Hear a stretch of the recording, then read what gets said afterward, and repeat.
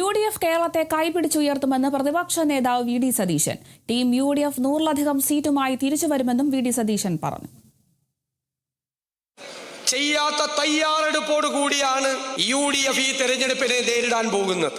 എവിടെയെല്ലാം ഈ ഗവൺമെന്റ് പരാജയപ്പെട്ടോ അവിടെയെല്ലാം നമ്മൾ നമ്മുടെ കേരളത്തെ കൈപിടിച്ചുയർത്തും. പഴയ കേരള മോഡലല്ല, അത് കാലഹരണപ്പെട്ടു.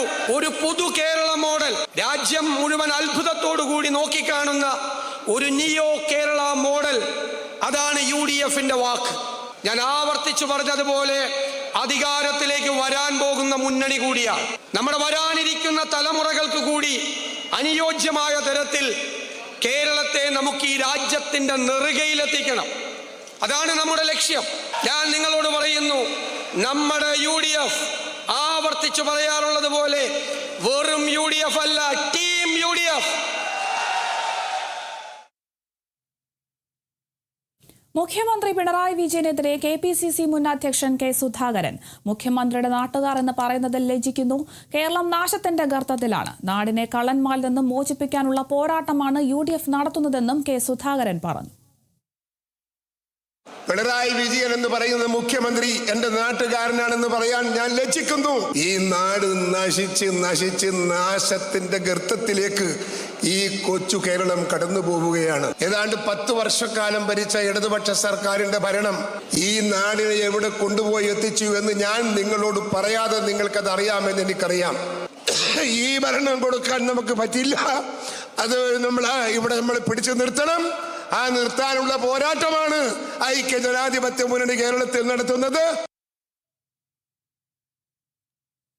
10 കൊല്ലത്തിന് ശേഷം കേരളത്തിലെ ഭരണമാറ്റത്തിനായി ജനങ്ങൾ കാതോർത്ത് നിൽക്കുകയാണെന്ന് AICC general secretary KC Venugopal MP. Kerala ജനതയെ ഭരിച്ചും മുടിച്ച ഒരു സർക്കാരിന്റെ പടിയിറക്കം കാത്തു നിൽക്കുകയാണ് കേരളത്തിലെ ജനങ്ങളെന്നും KC വേണുഗോപാൽ പറഞ്ഞു. ഈ തെരഞ്ഞെടുപ്പ് ഒരു കാര്യം ഉറപ്പിക്കുമെന്നുള്ള സംശയം വേണ്ട. 10 കൊല്ലങ്ങൾക്ക് ശേഷം കേരളത്തിലെ ഒരു ഭരണമാറ്റത്തിനായി പടിയിറക്കം കാത്തു നിൽക്കുകയാണ് കേരളത്തിലെ ജനതയൊന്നാകെ എന്ന് നമുക്കറിയാം. ആ 10 കൊല്ലക്കാലമായി നിങ്ങൾ ഒന്നും ചെയ്യാതെ അവസാനം ഭരണം മാറി വരുമ്പോൾ അടുത്ത സർക്കാരിന്റെ തലയിൽ ഇരുന്നോട്ടെ എന്ന് വെച്ച് നിങ്ങൾ ഇപ്പോൾ നടത്തിയ പ്രഖ്യാപനങ്ങൾ കേട്ടിട്ട് നാണം വല്ലതും ബാക്കിയുണ്ടോ പിണറായി എന്ന് ചോദിക്കുന്ന ചോദ്യവും നമുക്ക് കേൾക്കാൻ കഴിയും. രാഹുൽ ഗാന്ധിയെ കളിയാക്കുന്ന നിങ്ങളോട് ഞങ്ങൾ ചോദിക്കാൻ ആഗ്രഹിക്കുകയാണ്.